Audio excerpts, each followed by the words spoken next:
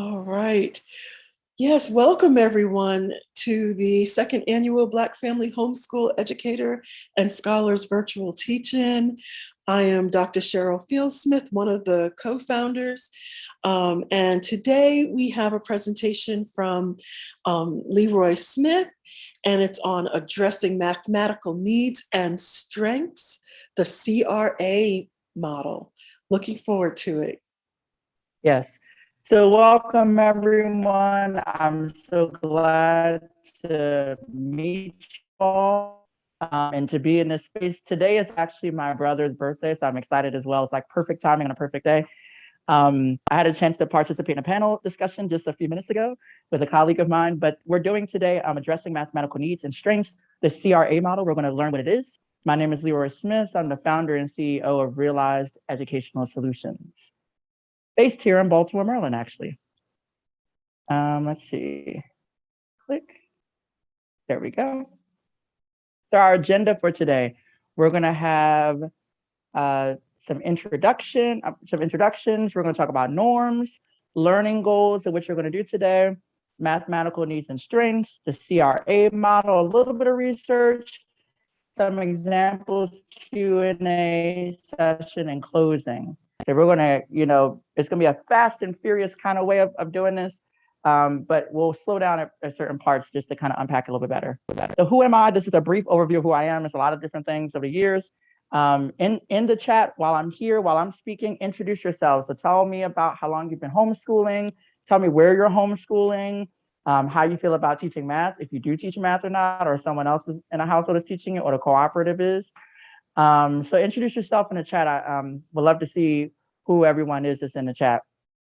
So I'm the founder, like I said, and CEO of Realized Educational Solutions since 2020. Next month will be 1 year in business. I serve as a special education advocate, consultant, and learning strategist for families and educational professionals.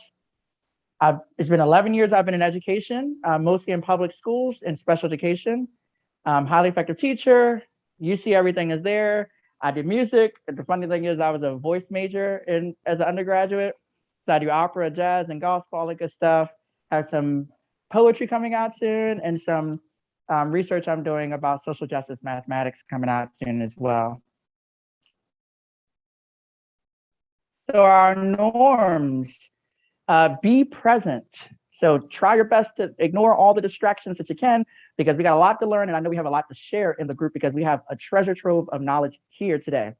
Assume positive intent.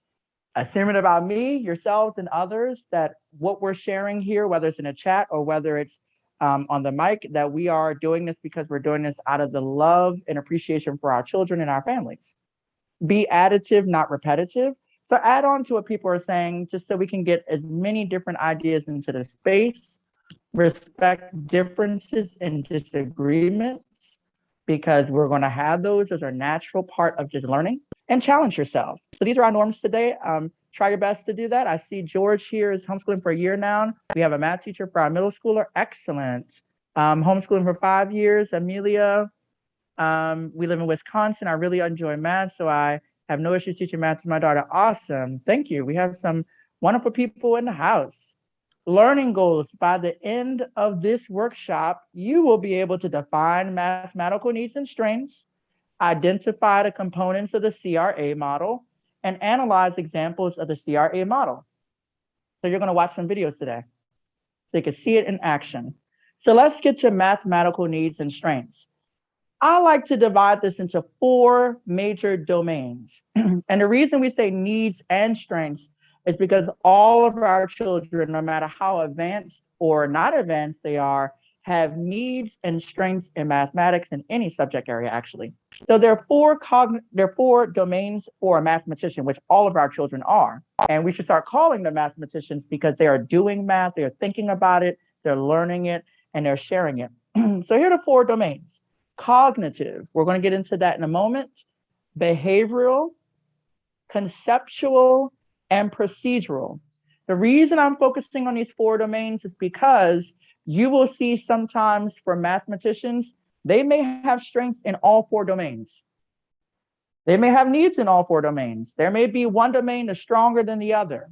But this is why we're going to use the CRA model to address those needs and strengths, thinking about which domain our child is operating in at that moment, where they need support or where they need to be pushed and challenged a little further. So let's get into more of the domains.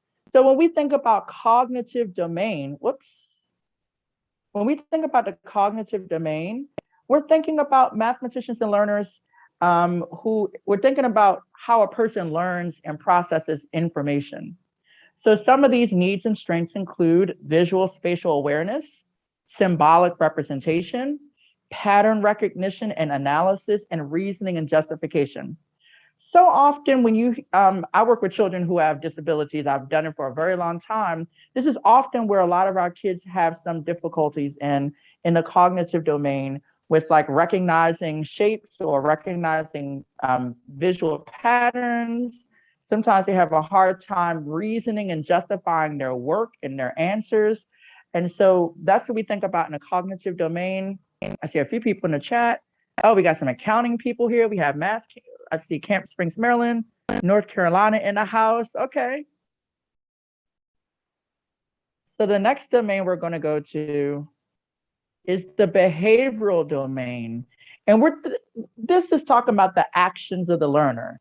This is talking about how they persevere, how they regulate themselves, how they cooperate with others, how they advocate for themselves, and their attitudes around math. Believe it or not, I get sick and tired of hearing families and kids say, I'm not a math person. I used to say that too before I became a teacher. And then I had someone say, well, if you're not a math person, then how are you functional in any society or civilization where math is necessary to do? So I changed it from, I need to become a better mathematician, as opposed to, I am not a math person. And that framing helps our kids behaviorally with their attitudes around math. Maybe it is a tough subject for them. Maybe cognitively they're strong. They can recognize the patterns and all that stuff, but maybe their behavioral part about math is just not that good. They need to improve their attitudes around it, and we are there to help our learners through that. Conceptual. This is when we actually start thinking about the skills and deeper connections in mathematics. So this is when we're talking about counting and sorting and comparing and regrouping, some of the basic concepts of math. And believe it or not, they do math like this for their entire lives, from when they're babies all the way into their adults. We do counting, sorting, comparing, and regrouping. And so conceptual is the deeper connections, the underlying connections about math that our children must master in order to get the higher level skills in math. Procedural is how a learner accesses their conceptual domain that we just talked about before and performs tasks efficiently and effectively.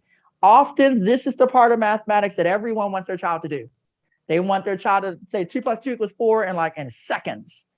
This is also the part of math that gives teachers at home, in schools, wherever they may be, and children the most difficulty. Is how do we get our children to procedurally do math efficiently and effectively? But I just want to say this to you. If you are focusing solely on procedural mathematics, you're not giving your child enough time to develop the conceptual domain.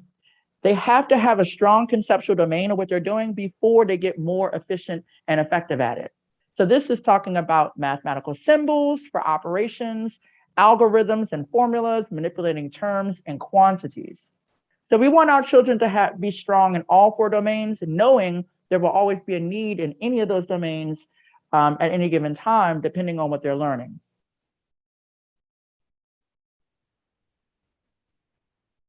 Okay, so the CRA model, what is it? It's an evidence-based practice. I wanted to make sure I brought you all an evidence-based practice that's been researched for years, for decades, actually. It stands for concrete for the C, representational for the R, and abstract for the A. So I'm going to give a brief explanation. Concrete learners are physically manipulating different objects to demonstrate specific mathematical concepts. During this part of the CRA model, it's a sequential model. You start at the concrete, you go to the representational, you go to the abstract. Our learners often need to be, even advanced math learners, you'll see why in a moment. Even advanced math learners, it's good for them to go back to the concrete stage, even if they understand math at the abstract level, because often advanced mathematicians, we see it in our communities. You have some very intelligent people who can shoot off and do all kinds of mental math in a quick split in a hurry, but they don't know how to communicate it to other people. They don't know how to teach it to other people, because for them, they learn it the way they learn it. And so sometimes taking even advanced learner back to the concrete stage allows them to build the language to communicate with other people, especially if you're in a cooperative or you're homeschooling multiple kids at different ages. This is super important that your child learns how to do. And so representational is creating visual models. So can they draw or create some kind of visual model, whether it be an approximation, meaning let's say the concrete object were chocolate chip cookies. And let's say they drew squares. That's an approximation, because chocolate chip cookies, and let's say they're round chocolate chip cookies, are round. They're still doing the same math, but they're not actually drawing an exact replica or a more accurate, precise model of what they did physically. And so we accept approximations. We accept precise visual models, because it's helping us bridge from the concrete stage into the abstract stage, which is often the abstract stage is the most difficult, because we're putting the concrete, the representational together to do numerical representations. This is when we start getting into the formulas, we start getting into the symbols, the numbers, and all that kind of stuff. Notice the first two stages don't really have numbers, because we want our kids to understand the conceptual domain of math first to support their cognitive and behavioral domains, so that they can get to the procedural domain, which is the abstract part of this model. Let's see. Okay, thank you for sharing in the chat. Doing great for timing. So I'm going to share a little bit of the research here with you. Not a lot, but just a little bit to kind of tickle your interest. So using concrete manipulatives in math instruction can generate student interest in mathematics. Remember when we talked about the behavioral domain, saying that attitude was a big part, perseverance?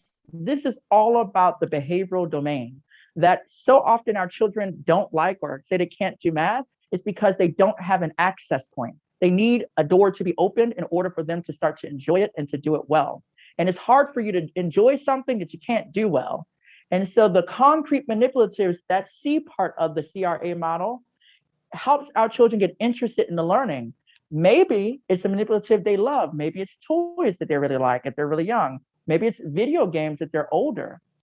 So just think about those things as concrete items that you can use in your household that you don't have to pay for or you already have in a house, that could generate your students' interest into mathematics if they have some difficulties with mathematics. Next, it says they help students relate concrete ideas to abstract ideas, as well as link informal approaches with formal approaches. So informal approaches may be, like we said, those visual approximations. Like they might be drawing squares for circles and things of that sort. And maybe the informal approaches may be, maybe they find another way to multiply that we just don't know of, or that we, some people say, I did it the old way. When I was growing up, I just did 4 times 4 is 16. I had to memorize it. So that's a more formal approach, but the informal approach might be they had to draw pictures for it. It doesn't mean that your child can't do math. It just means that they need time to develop the conceptual domain. So eventually they're stronger in the procedural domain. And then here, the last quote here is, when students are allowed to first develop a concrete understanding of the math concept or skill, they are much more likely to perform that math skill and truly understand math concepts at the abstract level. It is a myth and it is a disservice when we tell our children that you have to always be fast at math.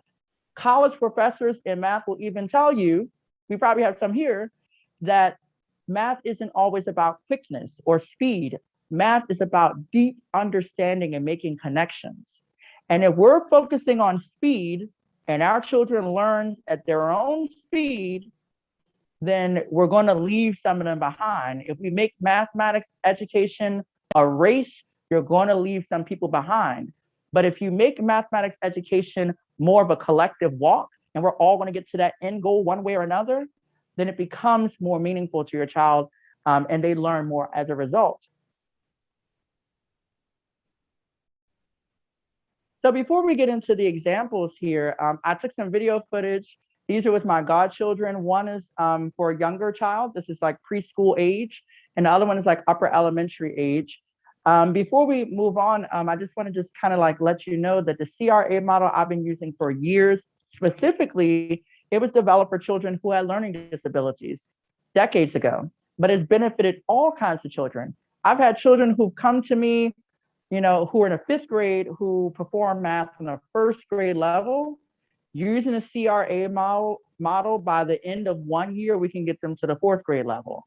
And that is because we are being very conscious about which domains that child needs to support in and which domains they're strong in, so we can build off the strengths as well. You're going to see here in this example with this student, I'm reading a word problem. I have a whiteboard here. This is one of the products I have for Realize Educational Solutions, is a CRA red, green, black tribute mat, so we can actually see the CRA model and the child can see it. Why is this kind of, you know, thing, or this like mat that you're seeing important? Is it because it gives the child in a cognitive domain the opportunity to recognize the patterns that they're seeing between a concrete representation, the visual model, and the numerical expressions. So let's look at the first example and see what's happening here. It says Mr. Smith has 5 green cookies. Senora Flores has 4 red cookies. How many cookies do they have in all? This child is 4 years old. She has not had any formal, quote unquote, math training, just the home training that she's had in math, which has only been counting so far. So she has not been taught how to add just yet. And so we're going to see how she learns how to add kind of informally and formally at the same time through this clip. Let me know if you can hear everything.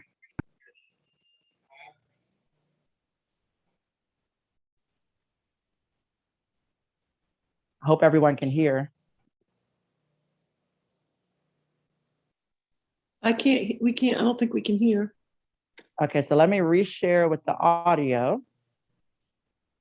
Might be what I need to do. So let me stop, share, and then let me reshare with audio, share sound. There we go. And then share again. Start again with our example here. Let's go back. And then give it a moment. So Mr. Smith has, can we hear now? Has 5 green cookies. Can you show me 5 green? Okay, awesome. Show me what 5 green looks like. You can take them off. And put one of them here. So that's 1. Say 1. 1. Good. Keep counting until you get to 5. 2. 2.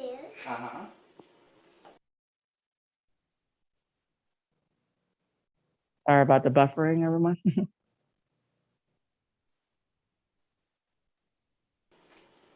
3.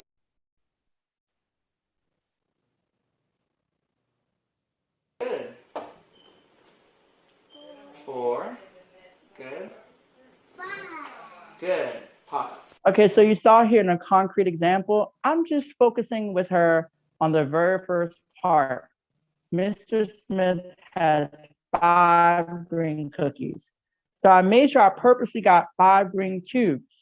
She probably knows her colors or probably don't. I don't want to make the assumption. The CRA model teaches us don't make assumptions, especially at this age when they're really young. Kind of just give them a little bit into there just to kind of guide them into it, to keep their behavioral domain intrigued and engaged. And notice she was counting. She was putting things in a row. She also tried to approximate with her fingers, 2 fingers for 2 cubes when she was counting. And I had to prompt her a little bit, but she was learning conceptually counting. And she was also learning kind of cognitively organizational skills here. So the concrete model here in this additive case, meaning addition or subtraction, can help our children just get into the lesson. And so we're not focusing on so many things at one time. We can really isolate and focus on certain things. So we can get her to the procedural part. So here's the next part where we have the representational, where she's actually drawing a representation for what she did with the cubes. So let's see what she has here. 2, 3, 4, 5 circles like this. This is what a circle looks like, okay? So you're going to draw 5. So I'm going to pause for a second. At this moment, I actually draw her a circle. The reason I'm drawing a circle is because I know in my mind as a teacher, I want to teach her different shapes. So she has the cubes and she has the circles. At her age, she has to learn shapes as well. This is a great opportunity to kind of just throw in some other things you need to do at that age group or whatever you're teaching at the time, especially that if it's visual and math. Let's say you're teaching your learner about quadrilaterals and they're older, you can throw in some trapezoids here and have them draw trapezoids to represent what they did. It's a great way to tie in some things, sneak in some things without them even knowing, because they're so engaged in drawing a picture to match what they did physically, that it would be great. And if you see in the background, I have some Oreo cookies and some chocolate chip cookies or animal crackers. You can use any of those as the concrete manipulative as well.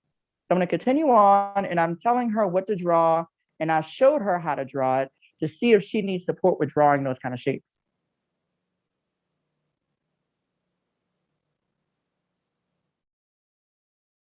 How many are you going to draw? 5. Good. So are you ready? I'm going to erase that one. Your turn. Draw 5 circles, green circles. 1. Count it. 2.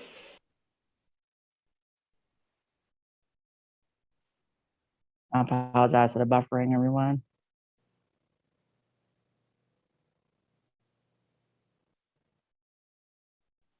2. Sorry for the buffering.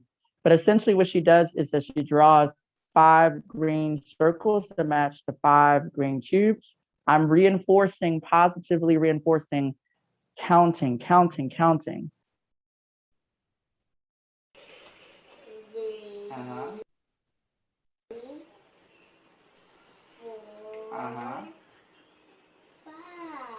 So in this spot, as you see, I'm reinforcing, I'm saying excellent.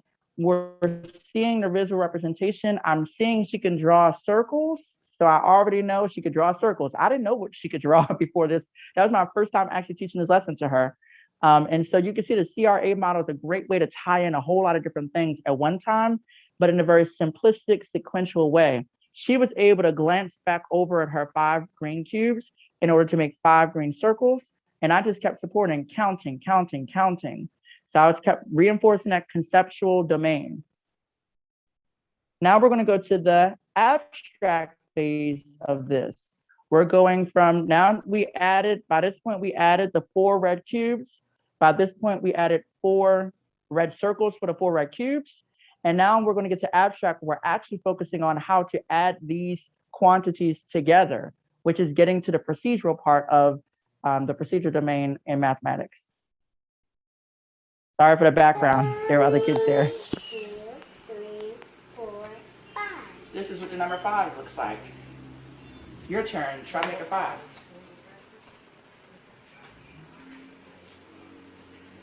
Good job. Now I'm going to pause for a moment here because this is abstract again. She's making a numerical representation for what she drew and what she saw as cubes. But notice how this mat is supporting the learning. She can look over at her picture. She can look over the cubes and notice how I have green markers because at this age, she's still learning colors too. She's not even in pre-Ks yet. So at this age, I'm just trying to do all these things sequentially. I have the green all the way on a horizontal plane, the red on a horizontal plane, the same markers to match. And then she drew a 5. I can see that her 5 is a little upside down. So then I can address that cognitive domain of her understanding how language is presented, how letters and numbers are represented on a page by just showing her. You're going to see that in a moment. And so you can see how I'm addressing her mathematical needs and strengths here without being intrusive. I'm not really saying a lot. She's doing most of the learning, which we want our children to do, to be at the seat of their own learning. So I'm going to continue on.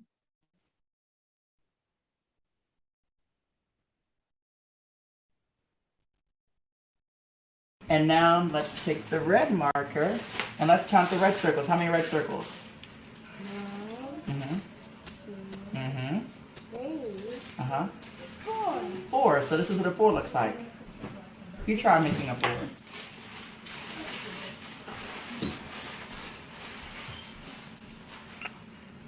So notice she has a Thank strength now. you. Her strength is in the conceptual domain. She's counting the 4 red circles without me saying count every time. She doesn't need me to say the next number. She can do it on her own now. But in this abstract phase, we're seeing that this is where her needs really lie. She has strengths in her concrete stage, her representational stage, but she now needs help in this abstract stage because now she has to produce numbers and write them correctly to represent the quantity she has. Believe it or not, parents, and we have learners this old that's in that like 3 to 5 years old range, this is very, very hard work for them to do. Take your breath, take a deep breath, breathe, and help them through it. You'll see that I eventually help her produce those numbers, but I go back so she doesn't forget the number that she made the first time.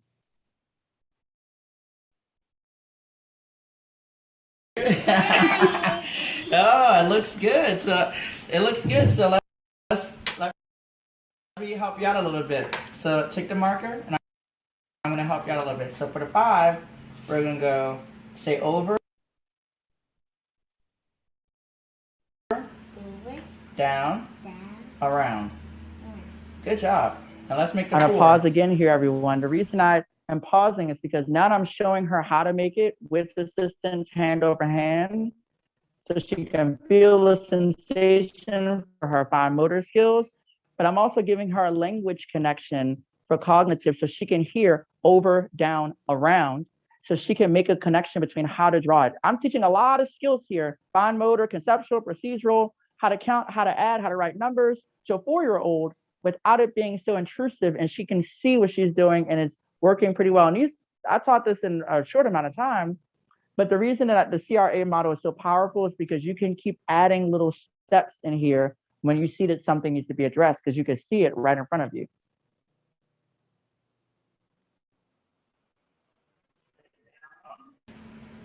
Say down. Say over. Up. Yeah, you did it. So now let's put them together. When we did 5 green circles and 4 red circles, how many circles do we have all together? Count all your circles again. 1, 2, 3, 4, 5. Keep counting. 6. 6, 7, 8, 9. So we had 9. So how many circles do we have? 9. Good job. So let's take this and let's. I'm gonna pause for a second. So there are a few things I did here. I did not erase her approximations of how to draw the numbers because she needs to see what she drew versus what I drew with her. So she could see that so we can honor her work. And then I brought her back to her representational stage so she can count how many. She needed help with the counting up. I saw at that moment she needed help with counting up because she just stopped. Because I know before, I don't know if you can hear it, she was about to say 1 again when she got to the red circles. I wanted her to keep counting up to 6. So I stepped right into that need and I pushed her a little bit further. And so now we're going to continue on. Make a 9 together. So say circle. Circle. And then down. You got a 9. Look, so say 5 5. plus Equal this. oh, so say 5 Equal. Sorry for the buffering again, everyone. oh, not that. Say 5 plus. Equal. So let's say 5. Let's say repeat after me. 5.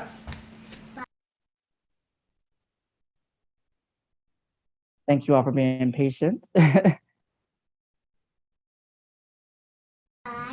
And 4 more. Say, Equal. no, you gotta say the whole thing. Say 5. So essentially, what I'm going to do, just for the sake of time, I'm going to pause for a second. So what I'm doing here is I'm trying to reinforce the language here. She said 5 equals this. So she's approximating the language, but she's not saying 5 plus 4 equals 9. We can see right now that she is struggling in the abstract phase to an extent, but she has a need here, and she can always go back to her representational concrete stage to figure out that it's 9. Now I'm trying to build language. I'm going to that cognitive domain again, and I'm pushing her, and I'm going to accept an approximation in a moment here, because what's more important is that she did all of this work and she can get to 9, and she remembers that 5 and 4 together make 9.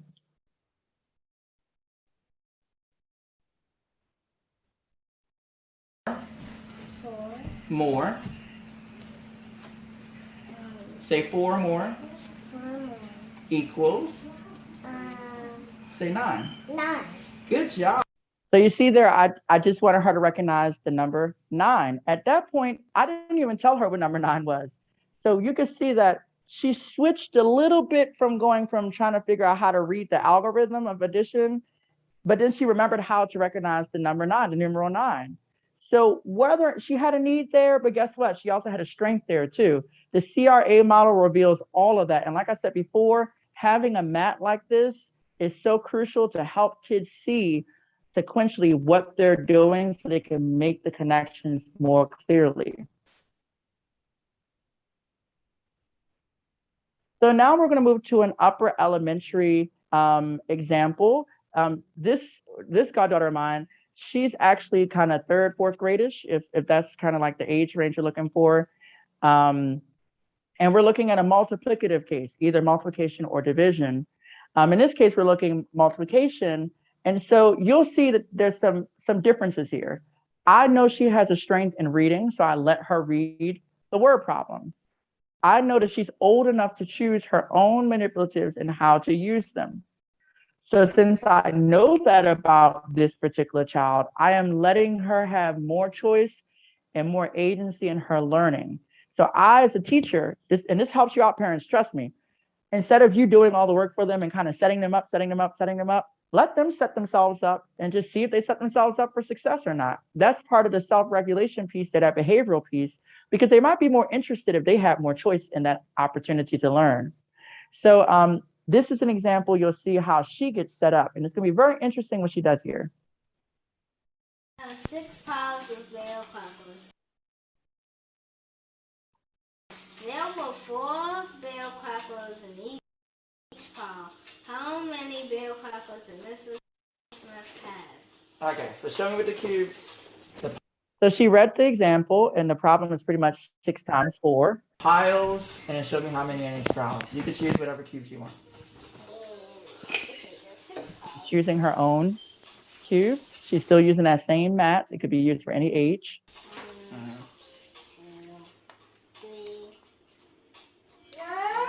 2, 3. Background. Okay. So now she has her 6 piles. 1, 2. Pause a little bit to let it catch up. She has her 6 piles, and she's about to put 4 in each of those 6 piles. Remind you, I didn't tell her what to do here. In the last example you saw in the concrete stage, I actually showed that particular child how to get started, because my assumption was she didn't have enough mathematical knowledge to kind of get started on her own. Here, I know she has enough to get started on her own, so I let her get started on her own. But you're going to see she does something very interesting in the concrete stage that is powerful, that you see all the time the kids do in math.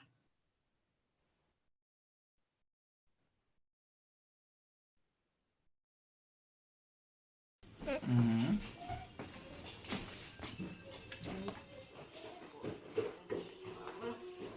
Working on those fine motor skills, organizational skills. We're in that behavioral cognitive domain right now, and conceptual domain.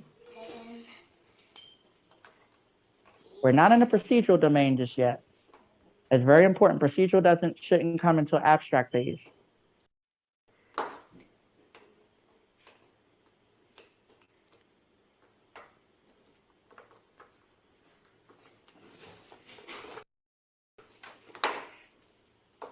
I'm helping her out because things are falling.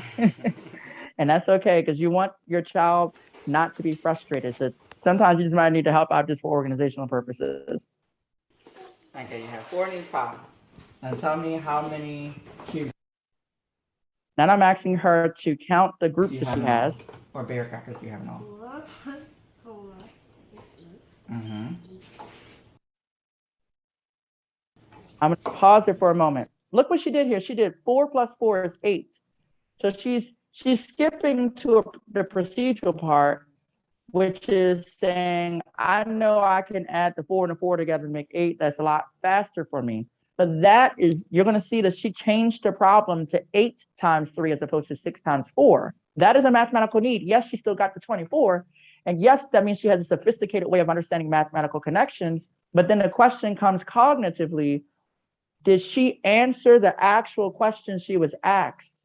Did she model exactly what was asked, or did she change the model to fit her own strengths and needs here? And you can see this in the CRA model, and she does it all the way throughout. You'll see it. 16, 17, 18, 19, 20, 21. Excellent. So how many bear crackers did you have? 24. 24. Wow. So she got the 24, and I wanted her to go back to the problem and say bear crackers. So connecting that those cubes represent bear crackers. I didn't necessarily do that with the younger student because I was more focused on the foundational skills of counting and organization, fine motor. I knew that she was old enough to understand that those cubes represent something, but not actually happen to see it. So I could see if there was a language difficulty.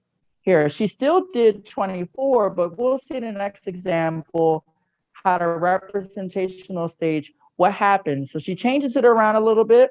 She's about to draw visual representation of what she did. She has the cubes back. She took the cubes apart. This is not on camera.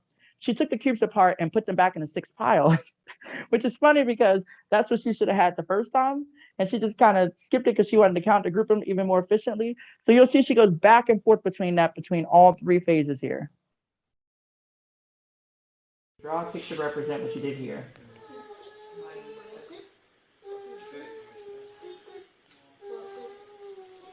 Which one are you for dinner? You want to eat Nisha? Did you eat your food?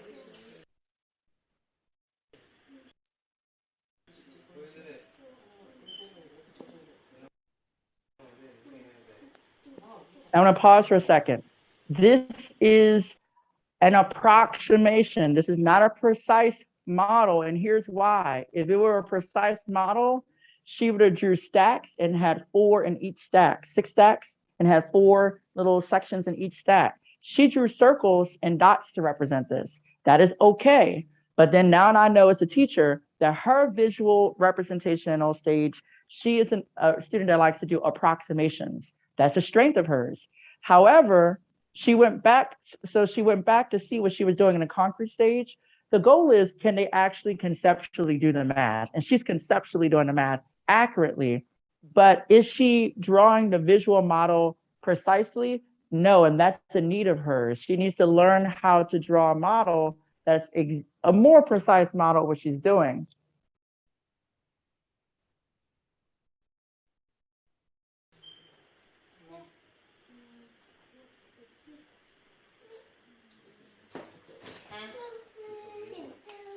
Oh, nice. So what you did this time is you just showed that you were just adding each time a group of 4 into each group of 6.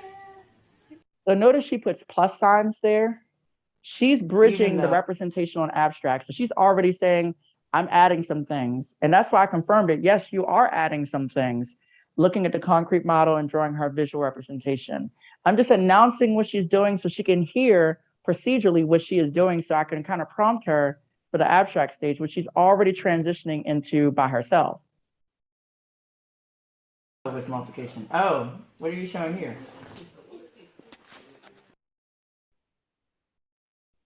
Once again, I apologize for the buffering. She's grouping together like she did before with the cubes. She's making it into 8 plus 8 plus 8, because that's more efficient for her.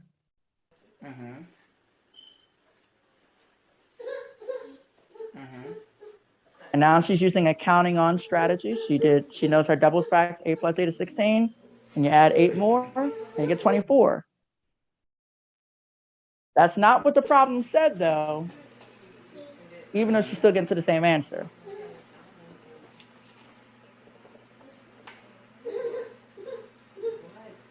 She's still using her fingers as a transitional stage to just check her work, which is great. Don't discourage the finger counting, everyone. Some kids need that to bridge the gap. Excellent. Okay, so you see here, she changed it once again. Even though she redid the concrete model, she still, in her mind, is doing 8 plus 8 plus 8 and not 6 times 4. And that's okay because she's getting to 24, and there's a level of sophistication there that we want to honor. But she's not necessarily showing in the visual representation what she did here. So I can see in this case, the domain that she needs to focus on more is cognitive domain. Does she actually understand what she's being asked to do? Is she processing the information the way she needs to process it? Conceptually, she is because she's still getting 24. Procedurally, she is because she's counting and using some plus signs here. And behaviorally, she is because she's showing and telling me what she needs to do. Now we're going to get to the abstract phase of what she's going to do. And you're going to see she keeps going back to this 8 plus 8 plus 8. And you're going to see what I do by the end, because I still want to honor, but I also want to redirect her. Numbers and symbols here for abstract, what you did here. This time I told her to use numbers and symbols. Whoops. Okay, sorry. This time I asked her to use numbers and symbols to show what she did. And I give her the markers. I let her choose her own markers because I want her to be in control of what she is trying to show me in the abstract stage to see what she can do on her own with numerical expressions. With numbers and symbols here for abstract, what you did here.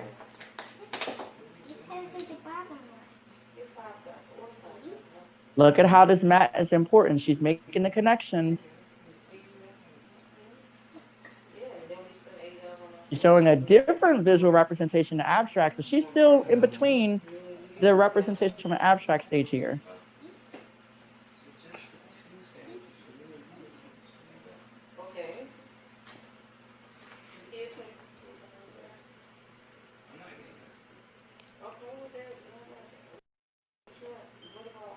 And then she's writing the answer is 24. She forgot to say 24 bear crackers. Awesome. So hold on to that. So thank you for being patient. I saw that you added 8 plus 8 plus 8.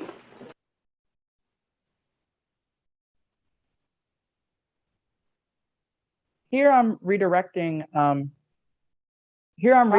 Her because I'm saying the problem is really 6 times 4.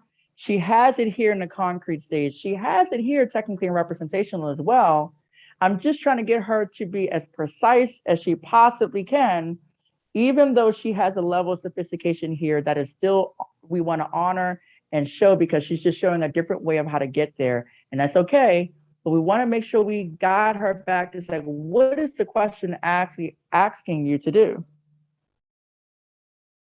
And 4, which you did here. So 6 times 4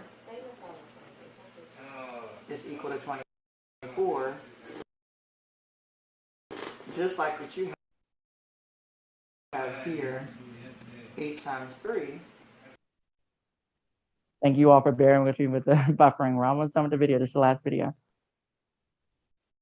So here I'm choosing a different color. I'm not erasing her work. Parents, listen to me carefully. I know it's so tempting when you're doing it in math. Do not erase your child's work.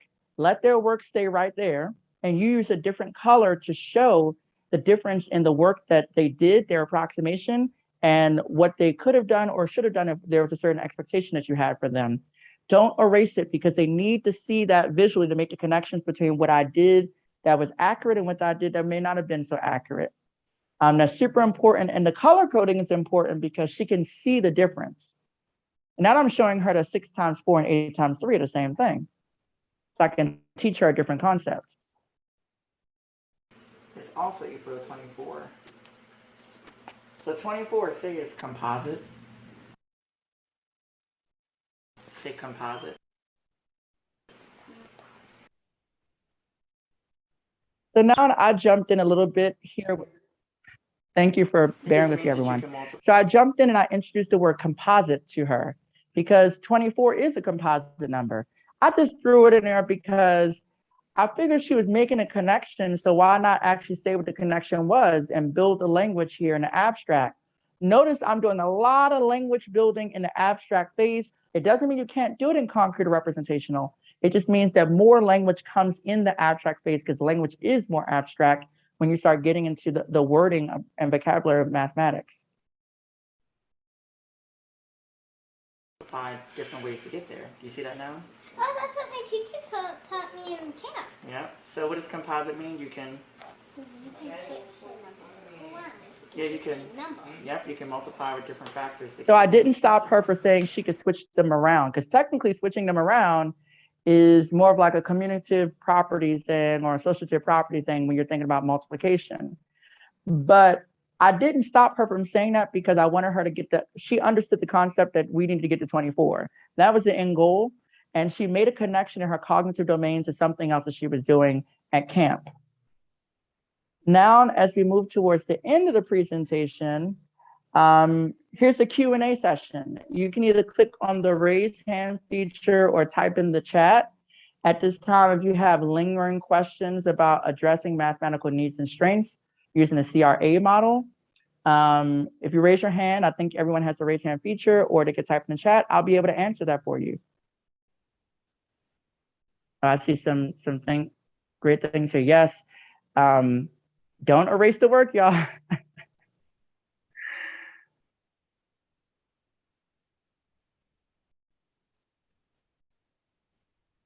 Let's see. Are there any questions? Oh, I see a lot here. Okay, let me scroll down so I can go to the most. Okay, so if you have questions, you can unmute. Okay, Ebony, I see you have a raised hand. Come off mute and share with me. Yes. Wow, this whole presentation has been amazing. I am trying to figure out how, wow, forgive me for being just, I can't even get my words right, but definitely the as far as not erasing your work, I will definitely remember that, because a lot of times when my daughters will do, if they get something wrong, they'll erase it. It's not so much me erasing it, it's just prior to them being pulled out of school, they were taught to erase it. So that's definitely something I will remember. But my challenge is I have a daughter that has ADHD and she loves math. My other daughter, her relationship as far as ADHD is different. Hers is more of, she doesn't have so much of the hyper focus part. She's more of a dreamer. And she's very calm. She loves to read, but when it comes to math, I mean, she panics. So you have on the one end, one child who loves it and she'll blurt out the answers to the question. But then my other daughter will get frustrated, and I'm trying to figure out how I can do a better job with both of them. Like I'll try to do their lesson together, and then after we do some of it together, I'll try to like break them up and do like one-on-one time. But because my daughter, who's so anxious about it, it takes forever. So I'm kind of at a loss as far as trying to see what I can do to help them both and to help myself as well, so that I'm not causing either one of them any stress.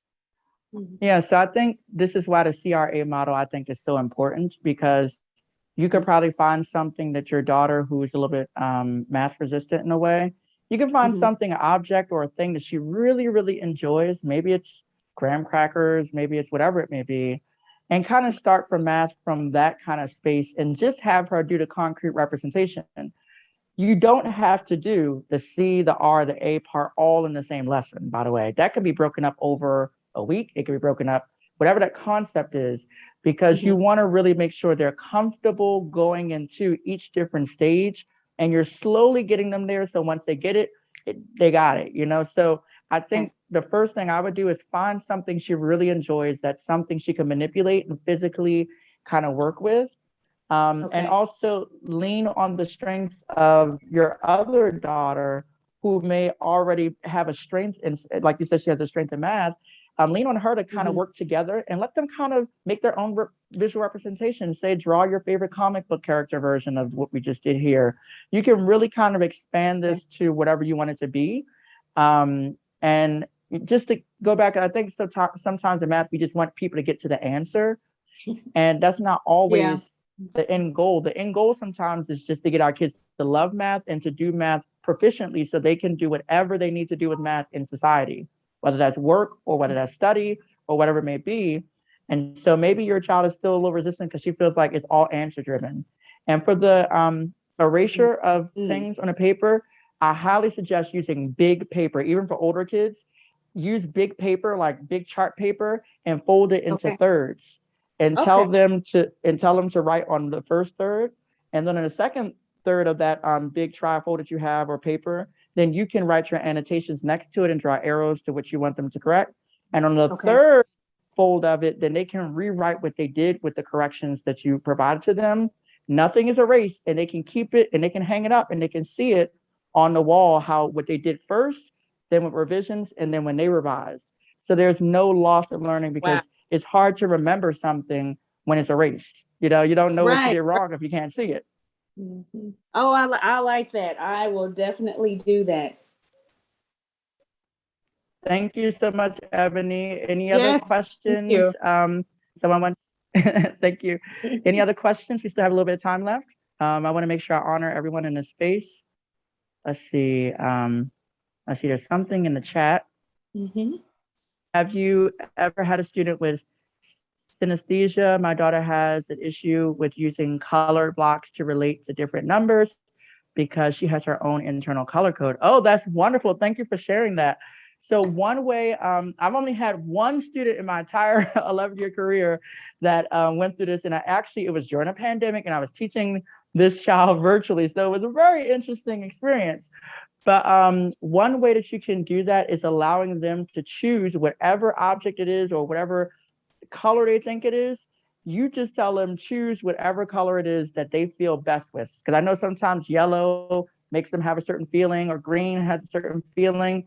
Ask them before they start, what are you feeling right now?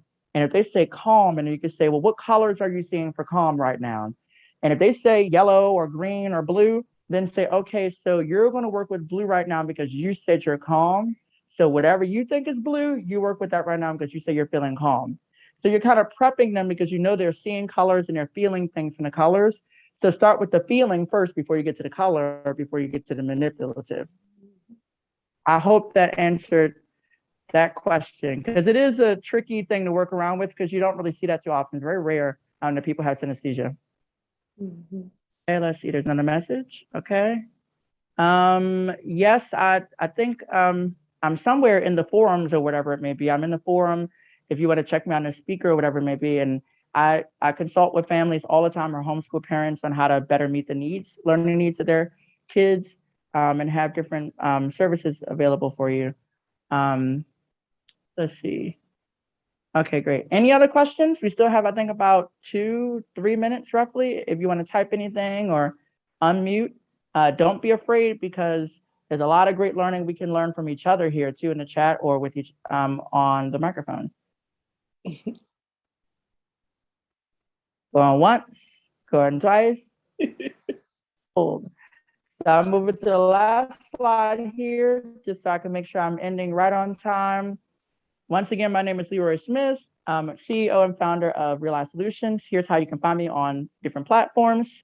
If you want to take a picture with your phone, I'm also in the marketplace/forum. So if you want to hit me up and get some ideas or sit down and schedule a time to kind of figure out how to better meet your child's learning needs, I'm here for you. I specialize in reading, writing, and math for kind of like preschool going into 5th grade, 6th grade students. And I have years of experience working with every disability category that you can think of, blind, deaf and hearing, all of the above. So if you need some tips, just let me know. But thank you for joining me today for addressing mathematical needs and strengths using the CRA model. I see somebody. Okay, awesome. So thank you for, Thank and you I think so I'm much. done. This has been great. Thank you so much. And thank you to all of those who engaged with us as well.